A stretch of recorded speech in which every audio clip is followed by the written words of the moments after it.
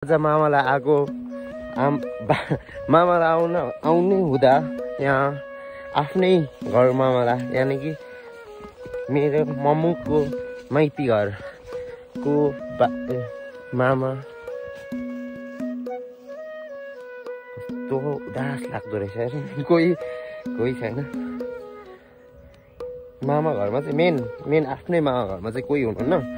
अनि त्यसपछि के भन्छ मामा अरू यहाँ 4-5 घरमा चाहिँ टिका लाउन आइएको छ ताकि यहाँ आफ्नै मामा घर मम्मी बस्नु भएको घर मेरो आमा बस्नु भएको घर चाहिँ यहाँ अहिलेको अवस्था चाहिँ यस्तो रहेछ।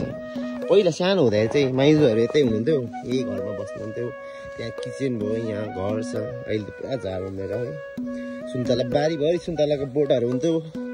अनि मामालाई आउने सुन्तला खान आउने यहाँ गोठ छ। अहिले बिरुवाहरू लाउनु भएको रहेछ। यहाँ मुनिको जुन बारीहरू पनि अरूहरूले नै गर्नुहुन्छ। बिरुवाहरू यो पहिला मामाले हाल्नुभएको होला बिरुवाहरू। एभोकाडोको बोटहरू छन्।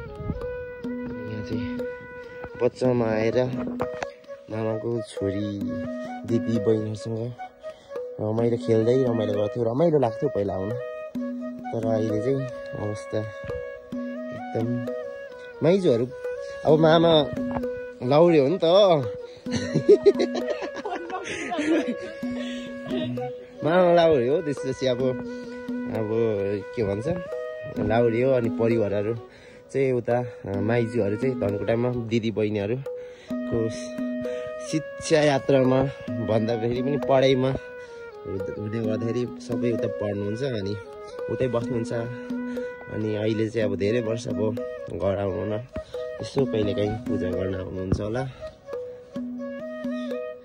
यो घर माथि चाहिँ यो माथिको कस्तो चाबी हालेको रहेछ भित्र। माथि पनि जानु मन थियो भित्र। अनि यहाँ माथि कोठाहरू पनि छ।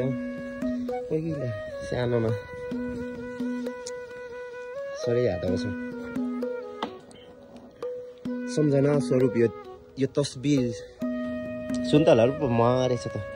सुन्तला पो छैन त। बिरात लाग्ने बारीहरू त। आज टिका लाउनु तल पुग्नु पर्ने पो त। अब यो तल चाहिँ कान्छा बाजेको मेरो मम्मीको काका कान्छा बाजेकोमा तल